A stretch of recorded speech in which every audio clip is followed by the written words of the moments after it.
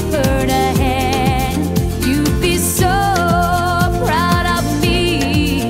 Now I'm finally taking a stand. Now I can dance. Clouds have all disappeared. Freedom I hold so dear. 'Cause nobody knows me. Though I can only imagine the sadness in your eyes. Please understand. Now I can dance.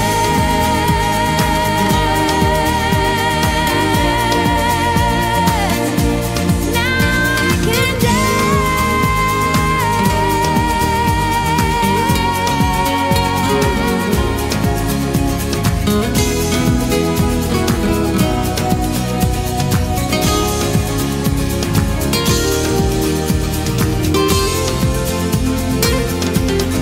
Though I can only imagine the sadness in your eyes. Please understand. Now I can dance.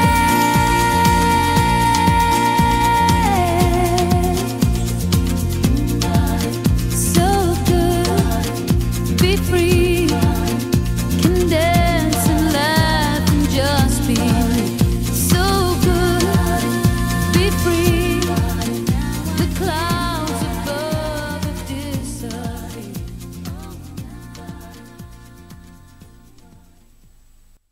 There was no more time. Let's give a big hand to Dr. Robbie Lansigan.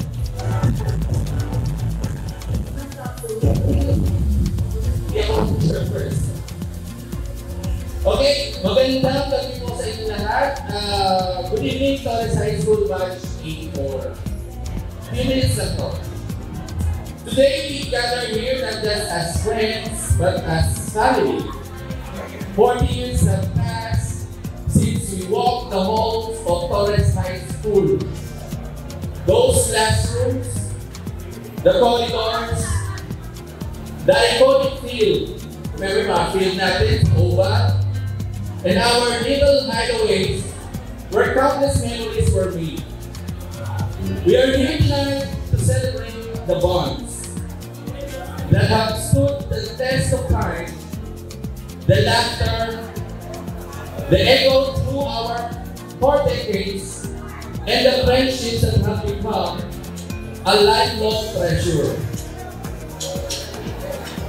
Hindi ko alam kung napansin nyo na, pero sa bawat isa sa atin dito, may nakatagong kwento ng tagumpay, pagsubok, at tagisan ng tibay ng kalooban. Iba't iba man ang landas sa pinahang natin mula noong tayo ay nagtapos sa Torres High School. Lahat tayo ay bumalik ngayong gabi para balikan ang mga alaalang hindi matitinan ng panahon. And isn't it amazing? No matter where life has taken us, we are all bound by the same roots, the same memories, and the same pride of being a Torresian. Balikan natin ang mga simpleng araw ng ating kabataan. Yung mga good morning ma, good morning sir. Binabati natin ang halos sabay-sabay. Yung mga tawanan, tampuhan, at mga kalokohan na parang kahapon lang nangyari. Parang kahapon lang, 40 years ago. Alam nyo, dati parang walang katapusan ang mga exams and projects. Mga prom dates na ini-invento lang. At mga crush, marami dito may mga crush pa rin ang ngayon. Nalilibigin sa hallway. Ngayon, may kanya-kanyang pamilya na tayo. Anak na pinag-aaral o mga apong pinag-alagaan at pinagkakatuwaan. Hindi natin maiaalis ang pag-iisip sa ating retirement plan, memorial plan. Pero sa lahat ng yan, alam ko nasa puso pa rin natin ang bawat alaala sa Torres High School. Sino ba makakalimot sa mga kalokohan sa hallways? Mga takas sa classroom, papunta sa kantin, at sa mga favorite nating teachers. Lahat yan, baon-baon natin ngayon kahit saan tayo naroon. Natatandaan niyo pa ba ang mga sumusunod na mga salita? Oval, bleachers, na-post niyo sa Facebook, white top, curly tops, retail subject, ROTC or CAP, home economics, guidance. I'm sure tatandaan niyo sa salita ng ating principal. Girl Scouts and Boy Scouts. Troop 85. Yung grotto ng Torres High School, practical arts, at sino makakalimot kay sa Lalima. Meron pa tinatawag iba na buhol sa Lalima. Those were the days when our dreams were just beginning. And tonight, we stand here with those dreams fulfilled. Some still chasing them, but all these stories worth sharing. Ang totoo, iba talaga ang batch natin. Iba talaga ang batch 84 ng Torres High School. Mga pangarap na hindi lang pangarap kung hindi nagkatotoo, ang mga pagkakaibigan mas matibay pa sa panahon. Sino mag-aakala na ang isang Kay Balingit, ano ba pinito mo dati? Nike, ay isang magiging successful na travel agency owner, diba? Palakpakan natin si Kay. Dati nung napasok sa trayo, pero ngayon, hindi mo siya maluloko pagdating sa katawan. Sino ang mag-aakala kung makakapagkasama si Alegi? Where's Alegi? Ayan, di ba? Sino ang mag-aakala mapupunta sa ibang bansa? Hindi millionaire si Cecil. Where's Cecil? Ayan, yung makinang doon. Okay? At marami pang iba. Si Andres Salino na I don't think na gusto naman pulis ng araw, pero ngayon, retired. Police General. Okay? At marami pang iba. Nagsimula tayo sa Magalang Tondo, Manila, pero umabot tayo sa iba't ibang lugar. May kanya-kanyang kwento at tagumpay. Tonight, let us laugh like we did back then. Let us dance like no one's watching us. And let us relive those beautiful moments that have happened who shape our future. Hindi mo lahat ng bagay na nilinggan ng pagkakataon ng magdiwang ng 40 pagkakaibigan at pagsasama. Napakaswerte po natin kaya ngayong gabi, gawin natin ito isang gabi ng kasiyahan, isang gabi ng puno ng pagsasalamat sa bawat isa. This evening is not just reliving the past, but also about celebrating the present and looking forward to the future. Ang mga reunion na tulad nito ay paalala na dahil sa paglipas ng panahon, sa hirap man o ginhawa, ang ating pagsasamahan ay hindi magpipinag. Let us make a promise to meet again kung meron pang after 5 years. To stay connected and to never forget those shared moments. Muli, maraming salamat sa inyong lahat. And may this reunion remind us of who we are, who we were, inspired of who we are now, and guide who we'll become. This is more than just a night of memories. It's a celebration of everything that makes us Torresians. Mabuhay Batch 84, tara na magsimula na ang gabi ng walang katapusang tawanan, kwentuhan, at pagkabalik tanaw mula sa puso. Maraming salamat po sa inyong lahat. Magandang gabi and let us enjoy the night. Thank you.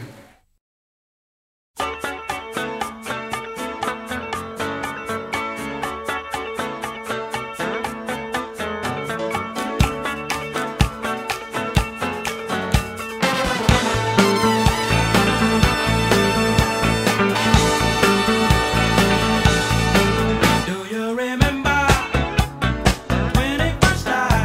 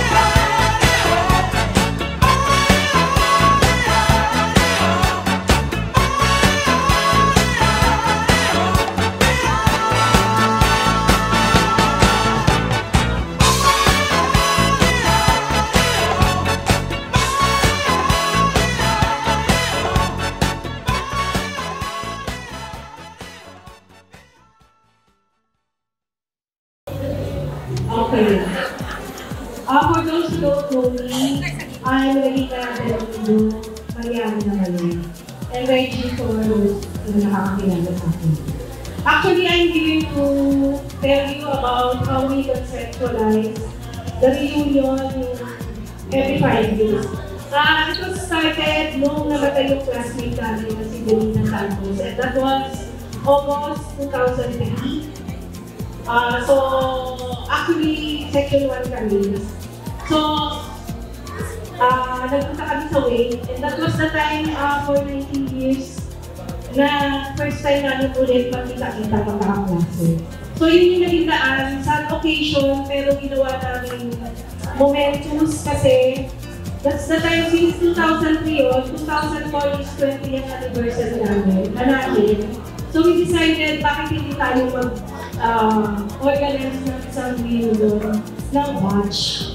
And that time din, sila Rolly, si Remy Bagtas, si Eden and Elmer Barcelona, for two. Meron na rin pala silang existing group na nag-sponsor ng mga scholarships sa Torres High School. So, para mas maging successful yung purpose, nag-merge yung group namin. And so, yung group namin na yun, kami yung nagpasimula ng 20th anniversary natin. Ginawa yun. Ayan, so ito yung mga tulong sa akin nun sa registration committee. Si Jim, si Tek, si Tess, Yumang, Missionary si Eden, yung school. Actually, yung 20th reunion natin ginawa din last July 2004 sa Bayview Park Hotel sa Las Vegas. I turned out medyo malaki din naman yung attendance doon that time, considering napaka-igil ng preparation natin. So, since nagkaroon na ng start, nung after 5 years, so we decided again to organize yung silver anniversary natin. That time medyo malaki na kasi nagkaroon na ng frequent meetups. So, mas marami na yung yung organizers ng 20th sa Bayview Park. Meron tayong guest teacher na sinisisabon sa Taigo. Ito naman yung 25th. Yung i-organize namin ng 25th reunion sa Oasis sa Level 1 sa Mindoro. It was a huge success kasi medyo batchmates na napaalam na nagkakaroon tayo ng reunion. So, ayan, kami yung mga key persons na nag-organize din. Tuloy-tuloy. Yan. Ito naman, nung nag-30th na tayo. So, yung every 5 years reunion, naging parang tradition na namin. Ito naman ginawa sa Sampagita Garden sa may Green Hills. And, ayan, kami pa rin yun, yung mga organizers, nadadagdagan na kami. And yung pinaka-recent, yung sa Winford, that was before pandemic in 2019. And also Winford, ito yung reunion natin na pinakamaraming attendees talaga. Kasi mga 250 tayo na yun.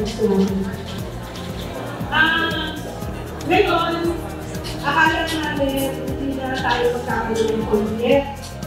Actually, madaling mag-organize kung meron pera, kung meron tayong tondo. And thank you sa mga generous batchmates natin na patuloy na sumusuporta at natitiwala sa ating mga organizers. And for me,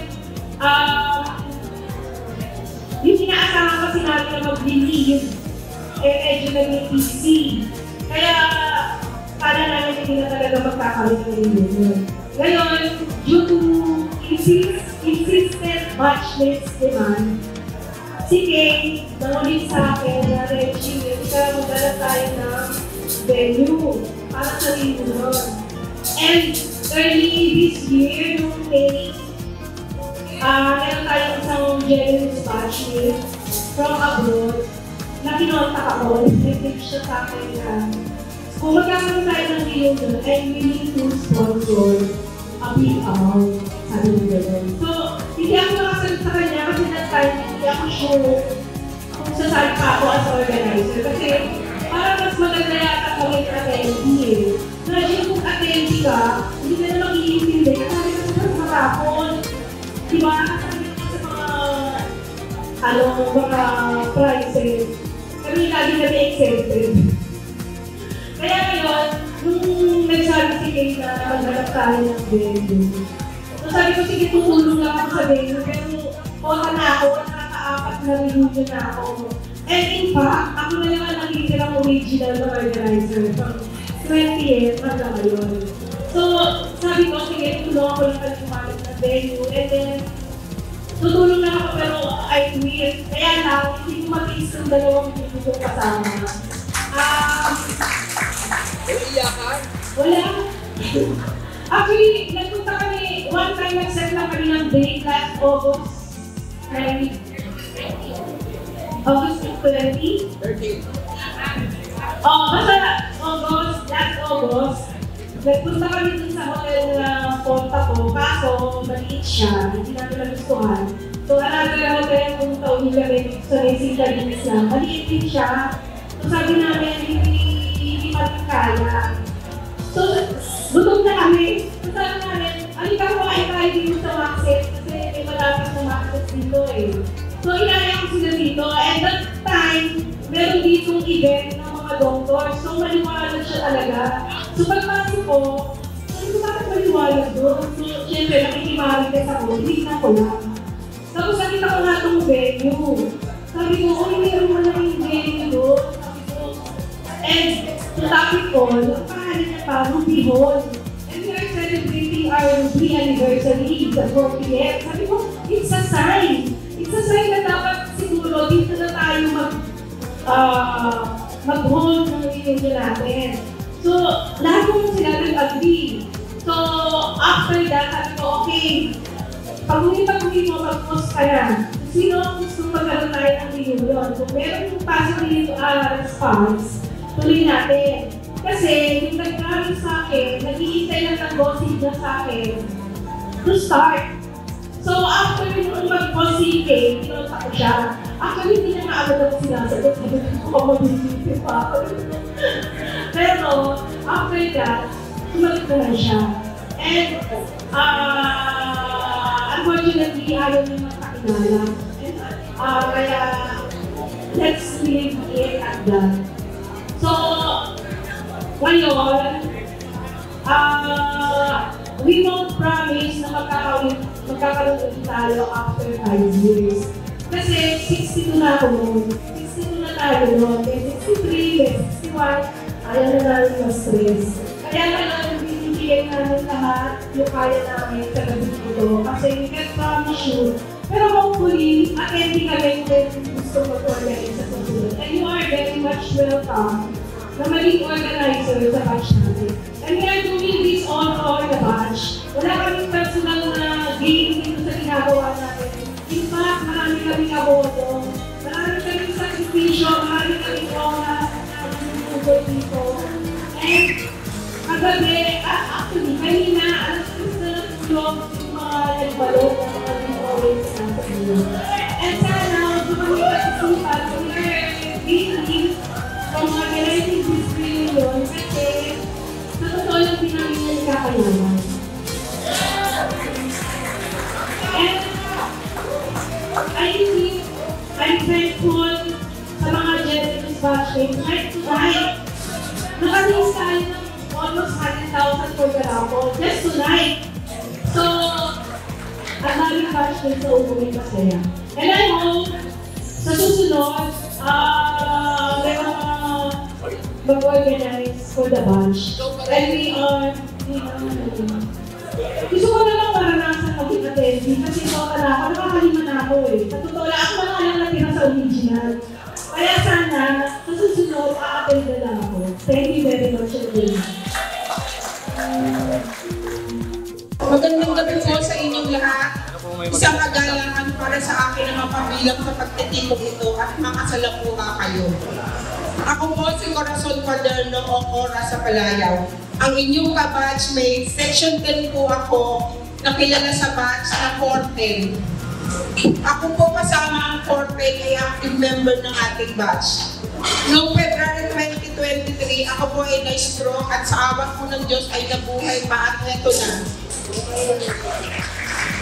Ang aking pong pagpunta dito at pag-attend ay isang biyaya at pagpapala ng may kapal na may tatlong layunin.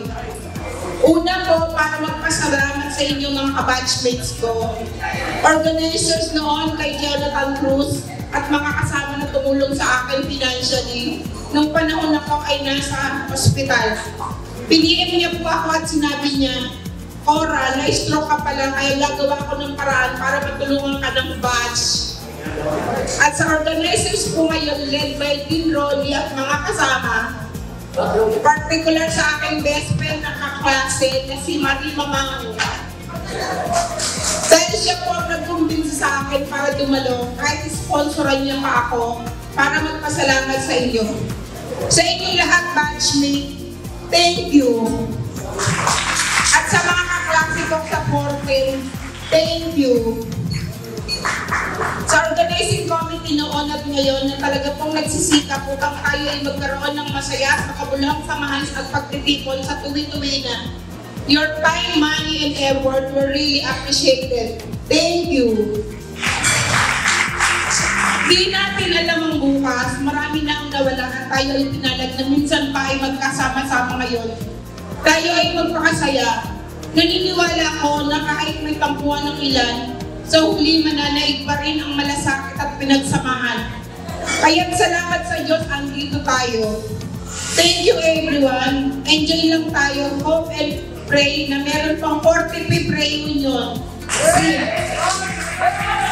Senior days ngayon at may awa ang Diyos. Mabuhay! Torres High School Batch 84. Maraming salamat po sa inyo. Hi, mga batchmate. Ako nga pala naman si Cecilia, Zamora, ng dalaga. Pakilapit yung mic, pakilapit yung mic. Ano daw? Ako na ngayon si Mrs. Sala. Nakapag-asawa ako ng German citizen. Raizel, diyan ba nang galing yung German ka na salita? Hindi. 31 years na ako doon. Nagkaroon ako ng 2 anak na babae, may sarili na silang mga tuman. At ang pinagkakakitaan ko doon, may small business din ako ng catering. Raizel, pwede bang sabihin na congratulations, isa na namang Pilipina ang kumako ng buhay.